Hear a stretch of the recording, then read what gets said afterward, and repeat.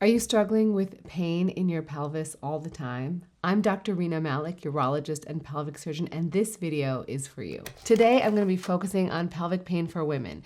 So I'm going to be talking about exactly sort of what it is, how is chronic pelvic pain defined, what are some possible causes of that, and sort of what you can expect when you see a doctor who cares for people with pelvic pain, and finally, what treatments are available. Now, before you click away, you may be thinking, why should I watch this video? I don't personally have pain, but I bet that you know somebody or have somebody in your close network that is dealing with chronic pelvic pain, because it's estimated that 26% of the female population has some form of chronic pelvic pain. So I implore you, please watch this video, and I guarantee you'll learn something that might help someone in your life, even if it's not you. So how do you define chronic pelvic pain? Well, it's basically defined as anyone having pain below the umbilicus, and that can include the pelvis, the vulva, the lower abdomen, the lower back, any of those areas that has been ongoing for about 6 months and has been associated with distress. So you've had an impact on your quality of life. They've now also defined chronic pelvic pain as someone who's had a shorter period of pain, like maybe 3 months, if that pelvic pain is really debilitating, meaning it's having a huge impact on your quality of life. But bottom line, you have pain and it's bothering you. It's causing you to make changes in your daily life because of this pain.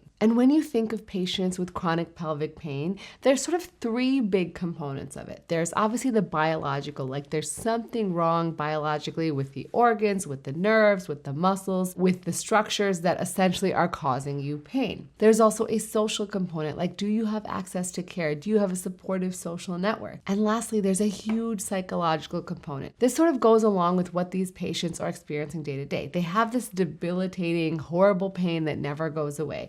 And they start catastrophizing. Oh, this could be cancer. This could kill me. This is never going to go away. They go see a doctor and that treatment doesn't always work. That then leads to depression because they realize this pain isn't going away. And then because of the depression, their pain worsens, right? And then because their pain worsens, they're then catastrophizing again. So there's this vicious cycle because depression and anxiety and social, psychological issues really impact how our bodies perceive pain, can make it worse. That doesn't mean that this pain is psychological. It means that the psychological aspects of having chronic pain will make things worse. And this is unavoidable. Like if you were living with chronic pain all the time, this would be exactly how you would feel because you are literally dealing with something every single day that makes your life hard to live. And over time, this can lead to serious depression and overall just reduced quality of life. In fact, women with chronic pelvic pain can have symptoms and quality of life reductions that are so significant, similar to patients who have things like diabetes, Crohn's disease, and chest pain. And so it can be really detrimental. Now, when you think about chronic pelvic pain, you're like, well, it can come from a lot of different organ systems. So you want to sort of think about it in terms of it can be due to a variety of different things. It can be due to muscles and nerves. It can be due to organs like the bowels, the bladder, the reproductive organs, like when people have things like endometriosis, or it can be centrally mediated, meaning it's coming from our brain. And that doesn't mean that you have a psychological condition that's causing your pain, but certainly when you have pain, your brain perceives it in a certain way. And certain people can develop issues like central sensitization. When they've had pain for some time, their brain can become sort of sensitized so that even normal basic physiologic functions like your bladder filling can cause pain. And so that sort of is part of it. And many people have more than one cause.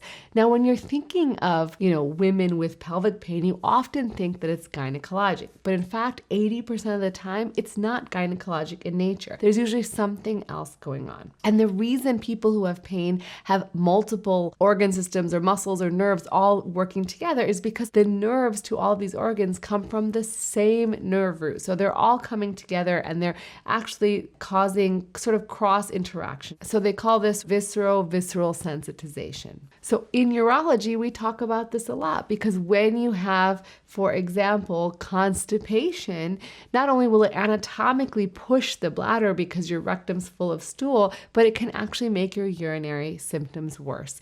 And so similarly, in chronic pelvic pain, you can have bladder pain, but you can also have muscular pain, or you can also have uterine pain. When you think of pelvic pain, you'll get a number of different diagnoses that people might throw at you. But the way that I like to think about it is let's focus on the organ systems and where your pain is coming from and what exactly is causing that pain so that we can focus on reducing the symptoms. Because it's probably not just one condition or two conditions. It's probably an issue with multiple different areas in the pelvis that are all sort of working together. So when you see a doctor for chronic pelvic pain, any sort of pelvic pain, they're going to ask you a few questions. They're going to want to know exactly what your symptoms are. So are you having urinary symptoms? Are you having bowel symptoms? Are you having back pain, hip pain? Are you having issues during sex? And so with that information, we can sort of figure out, is this a musculoskeletal problem? Meaning, does it get worse when you're sitting for long periods of time or standing for long periods of time? Is it worse with sex? Is it worse with the initial penetration of sex or deep penetration with sex? And does it sort of associate with ovulation or menstruation or other sort of reproductive organs? And lastly, is it associated with your mood? When you're in a good mood, are your symptoms better versus when you're in a worse mood? And so all of these things taken together will help us sort of focus in on what treatment avenue we want to take with you. And so it's really important to find a doctor who's asking you all these questions, and also for you, before you go to the doctor, to kind of sort of get a real understanding of what's causing your pain. When is it worse? When is it better? What sort of pain is it? Is it all the time? Is it achy? All those things are really, really important. All right, so what happens when you actually see the doctor? Now, first of all, it's really important to realize that when you go to a pelvic pain specialist, we understand that a lot of our patients have had some sort of trauma in their lifetime. And trauma doesn't mean that you've had necessarily something obvious like sexual abuse or things like that. It could even just be like trauma from going to the doctor over and over again and having uncomfortable examinations or speculum exams or pap smears or whatever it is. And so we realize this is an issue. And so at any point in time during your pelvic examination or during any part of the examination, you should feel comfortable and always to say, please stop, I'm uncomfortable, I don't want to continue today. And that is completely within your right. Now, what we'll typically do is we'll start with an examination of your back and your abdomen to make sure there's no signs of muscular tension that can be treated, and make sure that your range of motion, your hip, all those things are working correctly. We then move on to looking at the vulva. So what that means is we want to make sure there are no abnormalities on the vulva that might explain some of your pain. Are there skin changes? Are there adhesions from the clitoral hood to the head of the clitoris? So this can happen over time, and I'm going to make a full video on clitoral adhesions, but basically this can be a source of pain for some people. So if you have trouble retracting your clitoral hood, that can be part of it. We'll also often ask you to cough or bear down while we're looking to make sure the muscles are working in a coordinated fashion. Then we'll do a gentle exam on the outside. So generally we'll take a little Q-tip and we'll actually touch different areas to assess if you are really sensitive to light touch. If that's eliciting pain, that gives us information that usually there's a nerve issue going on there, because normally these light touches should not trigger pain or discomfort. And then, only then, after we've completed all that, would we do any sort of internal examination. And what that examination entails is usually using a gloved, lubricated finger into the vaginal canal. Now, this is to palpate the pelvic floor muscles. And this is, again, if you're feeling uncomfortable at any point in time, you just say, stop, I don't want to do this. That's totally fine. I often tell patients that before I do this, if you do have a muscular component to your pain, after I feel around the next day or two, you might have more pain because I've now just pushed on these muscles. And so I sort of try to prompt you to realize that yes, this may sort of flare up some of your discomfort, but allows us to see if those muscles are over tense or if touching them elicits more pain. Now, we're not going to use a lot of force. The way that it's described in the textbook is to push down on the tissue, just like the same type of pressure it would take if you pushed on your skin and you saw the skin whiten a little bit. That's the amount of pressure that we would use. And then other parts of the exam are sort of optional depending on what sort of symptoms you have, which could be a bimanual exam to feel the internal organs, or a speculum exam to look at the tissues a little bit more carefully. Now, I will typically do a one-sided speculum exam, meaning we remove the top of the speculum just to take a look at the tissues, make sure there's no cysts, see if there's signs of what we call vulvovaginal atrophy or thinning of the tissues, to make sure there's no hormone changes that need to be addressed as well. Now, what about testing? So testing oftentimes, I will tell you right now, doesn't result in a positive finding in a lot of people with chronic pelvic pain. And this is because oftentimes the pain you're having is not related to an infection or a cancer or something else horrible. But typically you will get some sort of infection testing, like a urinalysis, a sexually transmitted disease assessment, if you have concerns that you may have had unprotected intercourse, and sometimes a pelvic ultrasound to rule out any sort of cysts or abnormal findings on the uterus or the ovaries. Now, what are things that you can do at home to help with your pelvic pain? Now, one thing that I think everyone can benefit from is by working on relaxation techniques. So I often tell my pelvic pain patients to take a warm bath for 20 minutes every day. Now, this allows you to sort of also relax the pelvic floor and relax those muscles, just like you would take a warm bath and you'd try to relax your muscles after a hard workout. So similarly, it can help with that. Also, other relaxation techniques. Now, whatever that is for you, for some people, meditation works very well. For some people, yoga works very well. But finding something that allows you relaxation and really allows you to sort of zone in on that and nothing else will help with overall pelvic pain. Now, the next thing you might say is sort of doesn't make a lot of sense, but actually increasing your activity level. So a lot of times when people have pain, they stop working out. They stop doing the normal activities because they have pain. But in fact, increasing your activity level slowly can actually benefit the pain overall. So really sort of taking your body as it will allow to increase your physical activity level. Now, it doesn't have to be a huge workout. It can be as simple as going for a walk outside, but all of that will help in incremental benefits. Now, chronic pelvic pain is a chronic condition, meaning that it takes time to improve and you may have to learn coping strategies and learn how to live with it, but the goal is to get you better. Now, of course, you can try over-the-counter pain medications like Tylenol and Motrin. However, oftentimes I will see that patients tell me they don't help a ton, but if you're gonna try something, usually something in the NSAID category, which is anti-inflammatory, may be more beneficial. The other thing that may be helpful is looking up online on YouTube, because you're here already, look for down training or muscle relaxation exercises for people with elevated pelvic floor tone. Now, whether that's the cause of your pelvic floor pain or that's a result of your body dealing with pelvic pain and those muscles tensing up, either way, you may find those exercises helpful. Now, I always recommend seeing a pelvic floor physical therapist, either getting a referral from your doctor, or if they take patients without referral, it's also a great option to go see someone who is certified in pelvic floor physical therapy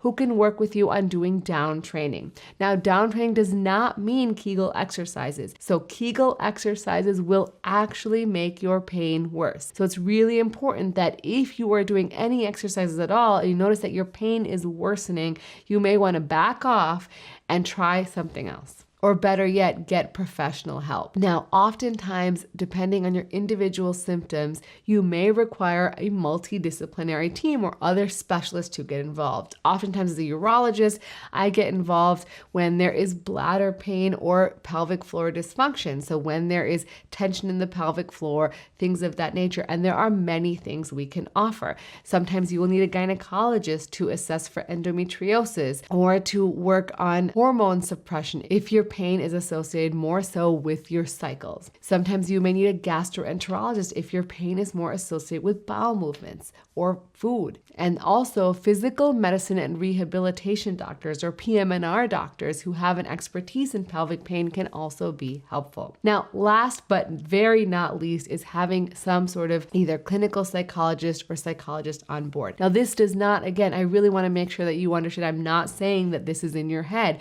but of course, dealing with chronic pelvic pain will cause a detriment to your quality of life and can have psychological impacts. And either way, that can then make your pain worse. So it's important to really address that component of your pain as well. So it's very valuable to have a team of experts working on your care. And as a urologist, I will tell you a little bit about the things that we can offer. So as a urologist, we certainly do the assessment and the examination to understand what exactly is going on. So things that I often see are things like vestibulodynia or discomfort in the vestibule. Now, the vestibule is the area right outside the vagina, and this area is very hormonally sensitive. So when we take a little Q-tip and we touch that area, if there is significant tenderness there, typically we can treat that with a variety of different things. Some of that may include prescribing hormone creams that you can put on that area, or doing Botox injections in that area, or lastly, offering surgery to help remove the tissue that is hypersensitive in that area. Other things that we often see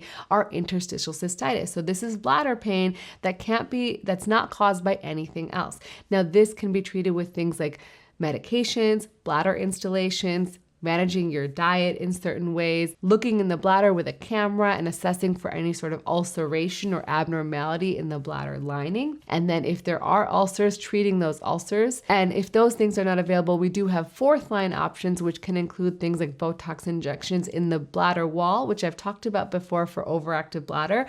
But again, they're done pretty much the same way. There's also bladder pacemakers, which I've talked about before on this channel, and acupuncture or posterior tibial nerve stimulation, which can help as well. Another issue that I often see in my clinic is high-tone pelvic floor dysfunction, and this is often associated in women who have recurrent urinary tract infections. And this is because, as I've mentioned many times on this channel, your pelvic floor is a bowl of muscles, and that bowl of muscles holds up all these organs, your bladder, your bowels, your uterus. And so when you have tension in your life, whatever that is, you can manifest as tensing up those muscles, and you might not even know it. Or it can be related to trauma or other things. But bottom line, what happens is those muscles tense up and they remain tense. It's sort of like TMJ, when people go to bed and they clench their jaw. I'm sure your dentist has told you that you clench your jaw because it's 2023 and everyone's clenching their jaw because everyone's stressed out. And so a lot of times people wake up with headaches, or they'll actually grind their teeth.